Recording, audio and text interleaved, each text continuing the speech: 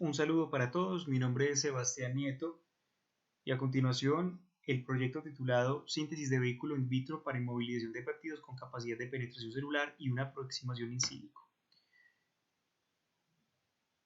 Vamos a centrar entonces la discusión a continuación hacia la buforina y los péptidos antimicrobianos, que son un grupo de proteínas producidas por diferentes tipos de células presentes en muchos seres vivos que constituyen una línea de defensa o son antibióticos naturales claves en la inmunidad innata de los organismos.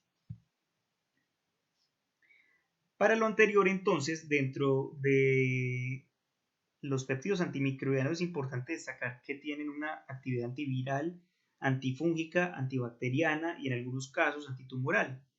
Dentro de sus mecanismos se encuentran eh, interacciones con la membrana celular, inhibiciones de la síntesis de proteínas, de ácidos nucleicos y para la buforina 2, por ejemplo, presenta actividades contra bacterias multiresistentes, hongos y células cancerígenas, mecanismos de acción independiente del rompimiento. Entonces, esto ha significado una importancia y relevancia en la investigación que apunta hacia el tratamiento de los péptidos antimicrobianos. Sin embargo, también estos péptidos presentan algunas desventajas como degradación por proteasas, presentar unión con otras proteínas y presentar inactivación, baja estabilidad metabólica.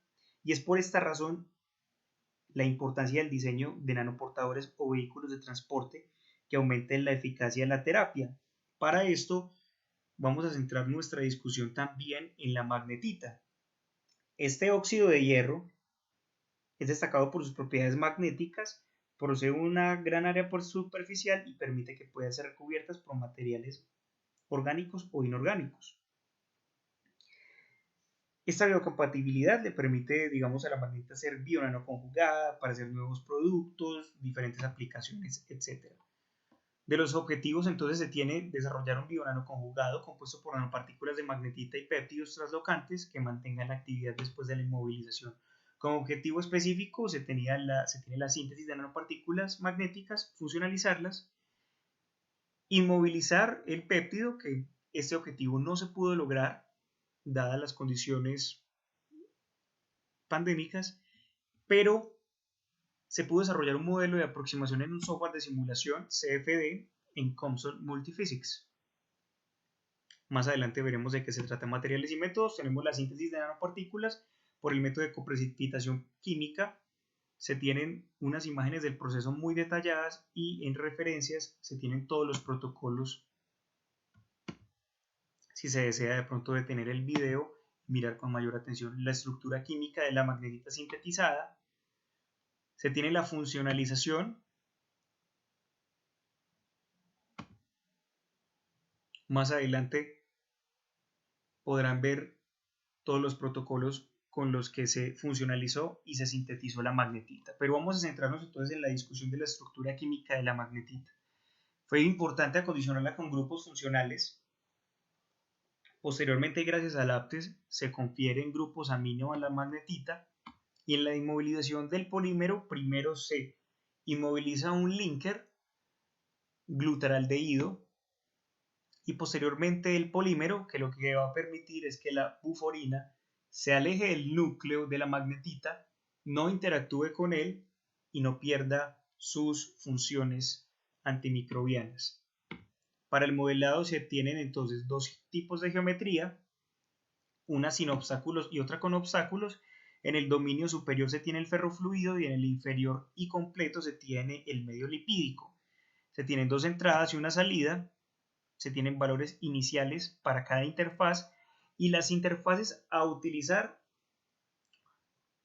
en el modelo CFD de Thomson Multiphysics fueron transporte de especies diluidas y el modelo de mezcla. Los análisis de resultados entonces se tienen los tamaños de las nanopartículas en suspensión que dieron un pico de mayor intensidad cerca de los 120 nanómetros Sin embargo, esto fue después de la inmovilización del glutaraldehído y del polímero del grupo polieteramino, porque en la síntesis de la magnetita se pueden encontrar tamaños más grandes del orden de los 2000 hasta los 5000 nanómetros. El espectro de FTIR, entonces, vamos a centrarnos en la discusión del glutaraldehído, en donde presenta picos afines a la literatura, por ejemplo, para el grupo hidroxilo en el rango de 3200 a 3600, ¿sí? Para el grupo carbonilo, puntos cercanos a los 1700, y un enlace carbono-hidrógeno en puntos cercanos a los 3000. Para la yefamina o el grupo polieteramina no se tuvo mayor diferencia y se dejan unas conclusiones bastante dispersas de la inmovilización de la misma, ya que no se encontraron picos de absorbancia para grupos amino primarios. En el campo de velocidades es un gran criterio para ayudarnos a escoger la geometría. En este caso nos centramos en el que tuviera mayor velocidad y una mezcla en todo el dominio más dispersa y menos constante. Y este es un GIF que nos muestra cómo fue la concentración del flujo laminar. Entonces escogió un material para el dominio 1, ferrofluido, y para el dominio 2, el medio lipídico. Entonces lo que se analizó posteriormente, estas son 4 figuras en 4 tiempos diferentes, y lo que se tiene es que el ferrofluido bajó su concentración inicial en un 57%. Esto nos ayudaría a decir que de un 57 a un 65% el ferrofluido ha trascendido su concentración para tener la concentración del otro material o del otro fluido a analizar, que es el medio lipídico. Para el segundo modelo, el modelo de mezcla, se tiene entonces, también se trabaja bajo el régimen del flujo laminar, y por ende lo que se va a analizar es la fracción de volumen de la fase dispersa, es decir, los liposomas. Esta fase dispersa lo que nos dice es que son burbujas, gotas o partículas a la que le agregamos un tamaño de 1 micrómetro, y lo que se pudo analizar es que la fracción de volumen de fase dispersa en puntos estratégicos que veremos a continuación, esos son puntos que para las curvas azul y verde pertenecen a puntos intermedios en los obstáculos, y la curva roja pertenece a un punto cercano a la salida de la geometría. Eso quiere decir que la fase dispersa presenta una mezcla con la fase continua, o sea, el ferrofluido, de un 36 a un 40%. En el análisis de convergencia de mallas se analizaron 4 mallas diferentes, cada una con un número de elementos de dominio, y se vio que la malla sucesora con la predecesora no presenta un cambio mayor al 5%. Por tanto, se eligió la malla fina para ahorrar tiempos de cómputo. Para análisis de sensibilidad se eligieron entonces el campo de velocidades del ferrofluido y la fracción de volumen para la fase dispersa inicial de los liposomas. Esto muestra entonces, en el análisis lo que se hizo fue cambiar estos parámetros y subirlos un 20% de su valor inicial y bajarlos un 20% de un valor inicial, y medir cuánto afectaba esto el valor de interés, que es la fracción de volumen final. Para la velocidad, el campo de velocidades del ferrofluido se tuvo un cambio de más del 6%, y para la fracción de volumen de fase dispersa se tuvo un cambio de más del 20%. Conclusiones. Para la síntesis se tuvo un tamaño de partículas afines a lo que es la literatura de 120 nanómetros. Para la prueba de FTIR también se tuvo una afinidad en los picos de absorbancia hasta el proceso de glutaraldehído.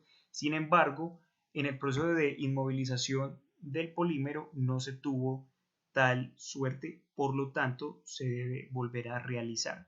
En el transporte de especies diluidas, la concentración del ferrofluido cuando interactúa con el medio lipídico baja un 57 a un 65%, y el modelo de mezcla, la fracción de volumen de fase dispersa se mezcla con la fase continua de un 36 a un 40%. Esto podría suponer, en otros términos no tan numéricos, que la penetración del ferrofluido en los liposomas es de un 36 a un 40% y que se diluye o hay una concentración nueva de este medio de lipídico de un 57 a un 65%. Vemos que de una interfaz física a otra se genera una menor proporción, un menor porcentaje de concentración o de mezcla. Por tanto, hay un reto importante de modelar la física Euler-Euler en una interfaz más completa para el modelado CFD, también teniendo en cuenta propiedades de membrana celular, porque la inmovilización de los péptidos antimicrobianos que hizo falta y las pruebas físicas y caracterización biológica para esta inmovilización. Muchas gracias.